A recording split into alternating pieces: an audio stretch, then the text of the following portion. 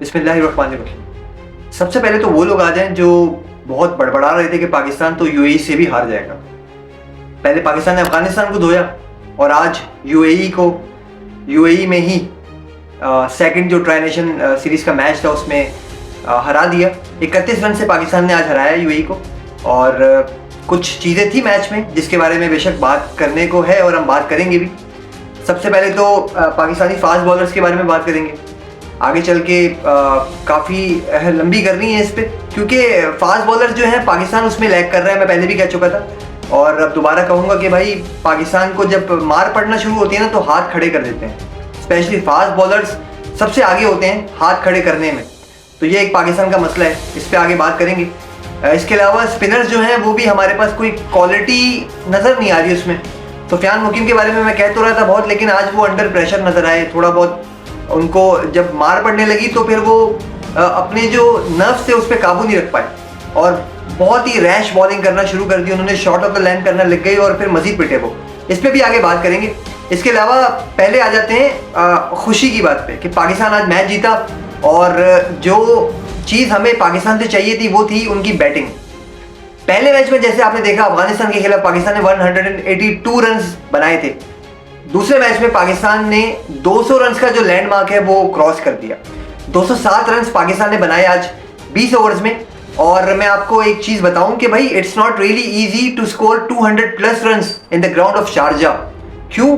क्योंकि शारजा में आपको पता है कितने ज़्यादा मैचेस हो चुके हैं अब तक। T20 इंटरनेशनल की बात कर रहा हूँ, लेकिन उन सारे मैचेस में अब तक ये 5वां मौका था कि जब कोई टीम 200 रन से ज़्यादा का टारगेट सेट करने में कामयाब हुई हो।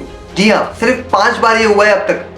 और जो हाईएस्ट स्कोर है उस ग्राउंड पे वो है 215 रन का, जो कि अफगानिस्तान ने सेट किया था जिम्बाब्वे के अगेंस्ट। तो भाई शारजा के ग्राउंड में 200 से ज़्यादा रन बनाना एक्चुअली थोड़ी मुश्किल चीज़ है, इतना आसान नहीं होता बल्लेबाजों के लिए इतना ज़्यादा टारगेट सेट करना। और पाकिस्तान पहले मैच में थोड़ा सा चूक गया था, दूसरे मैच में कामयाब रहा। तो पाकिस्तान की जो बैटिंग लाइनअप है वो अच्छा जा रही है। स्पेशली साइम अयूब के बारे में बड़ी खुशी हुई कि वो दोबारा से फॉर्म में वापस आए और जिस तरह की बैटिंग के लिए वो मशहूर थे ना, आज उन्होंने वैसी बैटिंग की। अग्रेशन दिखाई, अपने स्ट्रोक्स खुल के खेले उन्होंने। किसी चीज़ का प्रेशर, किसी चीज़ का दबाव उन पर नज़र नहीं आ रहा था। और वो पहले बैट्समैन थे पाकिस्तान की तरफ से जिन्होंने 50 स्कोर की ऊपर से, और उन्होंने एक टोन सेट कर दी थी शुरू में और फिर वो चलती रही टोन एंड तक। खैर साइम अयूब ने जो है वो 69 रन किए, पाकिस्तान की तरफ से हाईएस्ट स्कोरर रहे वो। 38 गेंदों का उन्होंने सामना किया, 181.58 का स्ट्राइक रेट, बहुत ही लाजवाब। और 4 छक्के लगाए उन्होंने और 7 चौके उनके बल्ले से आए। दूसरे जो बल्लेबाज थे वो थे हसन नवाज। भाई हसन नवाज के बारे में जितनी उनकी तारीफ की जाए कम है। बहुत ही कम अरसे में हमें एक बहुत ही ज़बरदस्त बल्लेबाज मिल गया। न्यूजीलैंड में जो गलतियां वो कर रहे थे ना वो बिल्कुल भी नज़र नहीं आ रही अब उनमें। जो है वो एक ठहराव सा नज़र आ रहा है। टेम्परामेंट की जो कमी थी वो भी पूरी होती हुई नज़र आ रही है। स्ट्राइकिंग उन पे ख़त्म है भाई। मैं कह रहा हूँ आपको, आप ये वर्ड्स मेरे लिख लें कि बूम बूम आफरीदी। बेशक बूम बूम आफरीदी का कैलिबर, उनका जो ऑरा था वो बहुत हाई है, कोई मुकाबला नहीं है।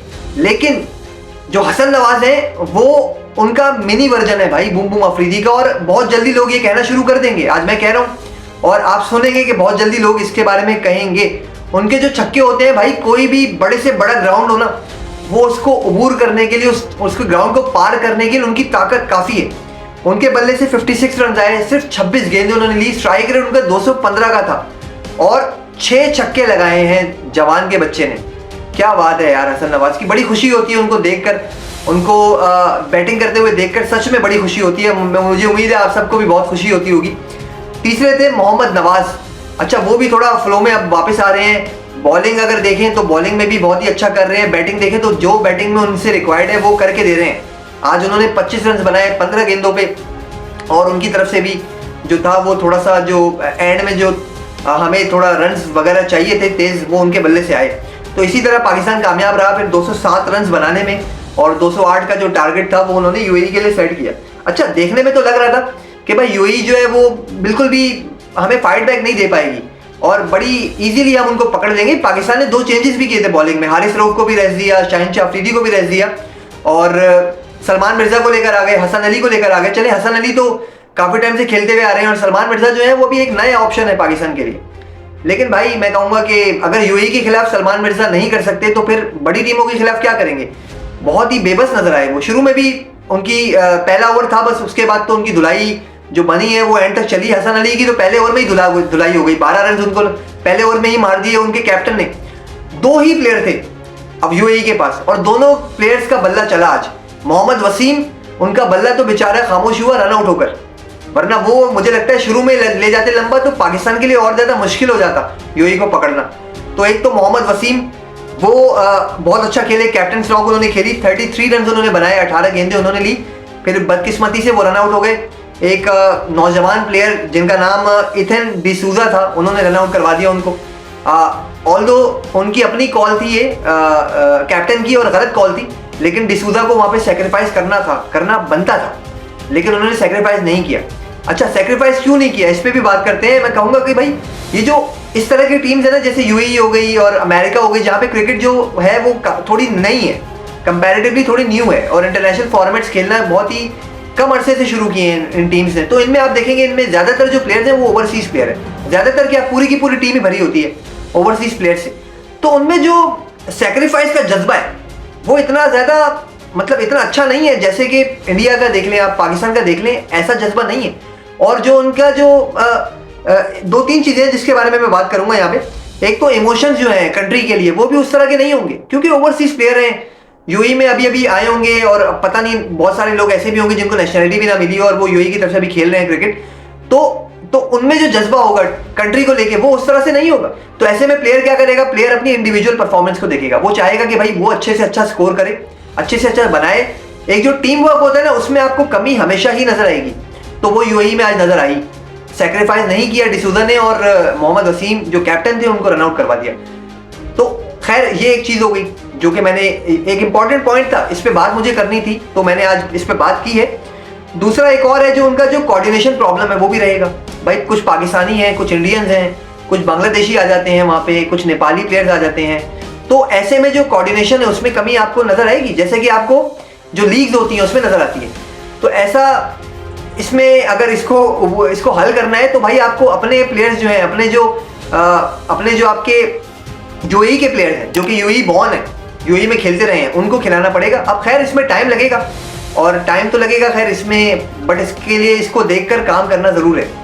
दूसरी एक चीज के जो नीचे से एक बल्लेबाज आए यूएई के, मैंने बताया कि 2 ही तो प्लेयर थे, एक थे आसिफ खान। अच्छा आसिफ, एक हमारे आसिफ अली हैं और एक यहाँ पे आसिफ खान है। भाई आसिफ खान और आसिफ अली में जो फर्क नजर आया वो दिमाग का फर्क नजर आया। आसिफ अली जो है वो बिल्कुल छक्के मारते हुए ब्रेनलेस हो जाते हैं भाई, वो बस हर बॉल को लगाने की कोशिश करते हैं और उनके पास तो एक ही एरिया रहता है। लेकिन आसिफ खान ने लाजवाब कर दिया पाकिस्तानी बॉलर्स को। ज्यादातर जो धुलाई पाकिस्तानी बॉलर्स की है वो आसिफ खान ने ही की है, सब बॉलर्स को लपेटा और स्पेशली सुफियान मुकीम को जो उन्होंने मारा है वो तो उन्होंने, सुफियान मुकीम की जो लाइन और लेंथ थी बिल्कुल बिगाड़ दी थी उन्होंने। तो आसिफ खान बजायर वैसे नजर तो जो उन्होंने एज उनकी लिखी हुई है आप गूगल भी कर लेंगे तो 35 साल आ रही है, लेकिन वो काफी बड़े नजर आ रहे हैं, 35 साल से 40 के करीब नजर आ रहे हैं, बहुत ही करीब, और हो सकता है कि 40 के भी हों आसिफ खान। लेकिन भाई बल्लेबाजी को देखकर बिल्कुल भी नहीं लग रहा, बहुत ही दम खम है बंदे में, बहुत ही ताकत का मुजाहरा किया और टॉप स्कोरर रहे आज के मैच के। वो पाकिस्तान की इनिंग्स को देखें या अफगानिस्तान की इनिंग्स को देखें, 77 रन उन्होंने किए, 35 गेंदें उन्होंने ली, 200 से ऊपर का स्ट्राइक रेट और 6 छक्के लगाए उन्होंने बहुत ही, और 2 बॉलें तो स्टेडियम से बाहर भी उन्होंने फेंक दी। तो भाई टीम में थोड़ा सा जान तो है, दम खम भी है, और ऐसा हो भी सकता है कि अफगानिस्तान को यूएई जो है वो अच्छा खासा टफ टाइम दे और क्या पता पकड़ भी ले। तो अब बस आगे वाले मैच का इंतजार है, देखते हैं। लेकिन पाकिस्तान के बारे में जो मैंने कहा वो यही है कि बॉलर्स के बारे में देखना होगा पाकिस्तान को। भाई एक एरा होता था पाकिस्तान का जब पाकिस्तान के पास फास्ट बॉलर्स थे, और क्या फास्ट बॉलर्स थे, हम जो मैच जीतते थे वो बॉलर्स के दम पे जीतते थे। लेकिन अब ऐसा हो गया है कि बॉलर्स तो हैं वो 180 नहीं बचा पाते, 200 का रन नहीं बचा पाते, और कहीं गलती से किसी मैच में हमने 150-160 कर दिए तो वो तो हम चित हो जाएंगे, क्योंकि बॉलर्स का नजर नहीं आ रहा। शुरू में भी पिट रहे हैं और डेथ ओवर्स में भी पिट रहे हैं। कोई एक बैट्समैन आ जाता है, पिछले मैच में राशिद खान थे, उन्होंने लपेट दिया हारिस रऊफ को, और इस मैच में आप देख लें अब आसिफ खान थे, उन्होंने लपेट दिया। तो ऐसे नहीं चलेगा भाई, बॉलर्स के बारे में हमें सोचना पड़ेगा, हमें यंग खून की जरूरत है, स्पेशली बॉलिंग फॉर्मेट में। और मैं फास्ट बॉलर्स की बात कर रहा हूँ, यहाँ पे यंग खून की जरूरत है। शाहीन शाह अफरीदी और हारिस रऊफ अगले मैच में बेशक वापस आ जाएंगे और इनसे बहुत ज्यादा बेहतर हैं, हसन अली भी बेहतर है, हसन अली को भी, लेकिन जब रन्स पढ़ने पे आते हैं तो हसन अली से कंट्रोल नहीं होते। 47 रन दिए उन्होंने आज यार, 47 रन यूएई जैसी टीम के खिलाफ। तो ऐसे में आपको बॉलर्स देखने पड़ेंगे। शाहीन शाह अफरीदी भी वो वाले अब बॉलर नहीं रहे, हारिस रऊफ भी वो वाली बात नहीं है अब। तो आपको नया खून लेकर आना पड़ेगा बॉलिंग में, और जो फास्ट गेंदबाजी भी करें और साथ ही साथ थोड़ा दिमाग से बॉल करें। लाइन और लेंथ होनी चाहिए उनके पास। स्विंग हम बहुत टाइम से मिस कर रहे हैं। स्विंग कोई ऐसा बॉलर नहीं आ रहा जो स्विंग करके दे हमें, इन स्विंग करे, आउट स्विंग करे, इस तरह के बॉलर खत्म हो गए। तो ये ढूंढने पड़ेंगे भाई पाकिस्तान को।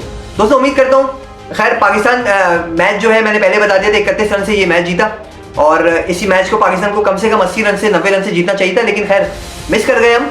उम्मीद करता हूँ वीडियो आपको पसंद आई होगी, तो काइंडली वीडियो को लाइक कीजिएगा, हमारे चैनल को प्लीज सब्सक्राइब कर लें। इस तरह की वीडियो के साथ नेक्स्ट टाइम दोबारा हाजिर होंगे। अपना बहुत ख्याल रखिएगा। अल्लाह हाफिज़।